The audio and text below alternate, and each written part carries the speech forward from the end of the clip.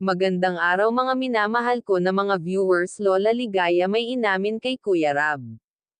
Kung ano ito Tera at alamin, yan po ang video na pag-uusapan natin ngayon mga ka-viewers. At bago po tayo magsimula sa video na ito ay gusto ko lamang shoutout ang ating mga minamahal na mga viewers at supporters. Lola Ligaya may sinabi kay Kuya Rab na minsan daw ay hindi siya pinapansin ni Dara. Nagtatampo si Lola Ligaya kay Dara dahil parang hindi daw siya nakikita ni Dara. Kung baga hindi siya pinapansin, sabi naman ni Kuya Rab na mahal ka nun ni Dara. Hindi mo lang naririnig pero mahal ka ni Dara. Kaya naiyak si Lola Ligaya. At sabi pa nyo, sigurado ka ba na mahal ako ni Dara?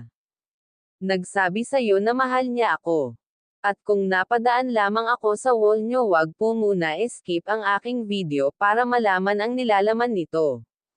At baka pwede paki-subscribe ng aking YouTube channel at muli ay welcome back po. Dahil si Dara ang nag-aalaga sa bagong panganak na ate niya ay si Lola Ligaya naman ay tumutulong rin para hindi masyado mahirapan si Dara. Napakabait naman talaga ni Lola Ligaya at malambing nito. Kung baga hindi nito kayang tiisin ang kanyang mga apo. Dahil mahal niya ang mga ito, masunurin talaga itong si Dara lalo na sa Kalingap dahil ito na ang kanyang pamilya kaya sinusunod niya ang mga payo nito sa kanya. Dahil mas priority sa kanya ang pag-aaral at ang kanyang pamilya.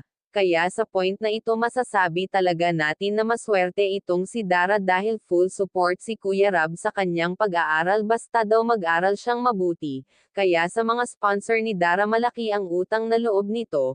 Kaya nagpasalamat ito kay Tita from USA dahil hanggang ngayon kasi kahit natapos na ang kanyang bahay ay patuloy pa rin sa pagtulong nito at pagbibigay sa kanya ng tulong. At ito ang inaasahan niya para sa pag-aral niya kaya si Dara ay masaya ngayon sa mga nangyayari. At dahil marami ang nagmamahal kay Dara kaya marami ang mga tumutulong sa kanilang magkapatid ngayon ay marami ang biyaya na dumarating sa kanya, at nakakatulong na rin siya sa pamilya niya.